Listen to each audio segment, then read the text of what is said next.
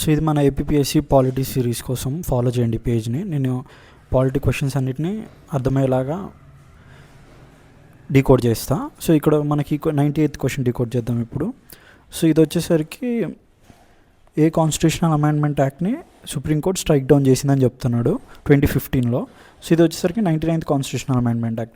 ఇది దేని గురించి డీల్ చేస్తుందంటే NJAC, national judicial appointment commission.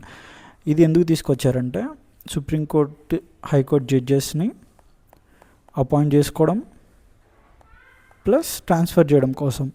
అప్పుడు వరకు ఉన్న కొలీజియం సిస్టమ్ని బైపాస్ చేయడానికి, అంటే దీన్ని రీప్లేస్ చేసి ఇది తీసుకురావడానికి అని తీసుకొని వచ్చిన amendment act 99th constitutional amendment act. కానీ దీన్ని సుప్రీంకోర్టు ఏమని చెప్పిందంటే ఇది ఎగ్జిక్యూటివ్ జ్యుడిషియరీలోకి ఎంటర్ అవుతుంది అని చెప్పేసి బేసిక్ స్ట్రక్చర్ని వాయిలేట్ చేస్తుందని చెప్పి నల్ అండ్ వాయిడ్గా అన్కాన్స్టిట్యూషనల్ అని చెప్పి డిక్లేర్ చేసి స్ట్రైక్ డౌన్ చేసింది అమెండ్మెంట్ యాక్ట్ని. సో ఆ స్ట్రైక్ డౌన్ చేయడం వల్ల పాత ఉన్న కొలీజియం సిస్టమే మళ్ళీ అమల్లోకి వచ్చింది ఇప్పుడు. ఎవరిని? సుప్రీంకోర్టు హైకోర్టు జడ్జెస్ని అపాయింట్ చేయడం కోసమని. ఎందుకు రీప్లేస్ చేయాలనుకుందంటే ఇది ఒపేక్గా ఉంది, అంటే వాళ్ళే అపాయింట్ చేసుకుంటారు, జడ్జెస్ని అపాయింట్ చేసుకుంటారు. సో దానివల్ల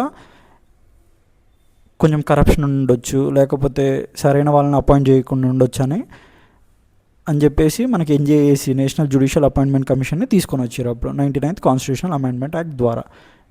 ఇలాంటి క్వశ్చన్స్ కోసం పేజ్ని ఫాలో చేయండి. Thank you.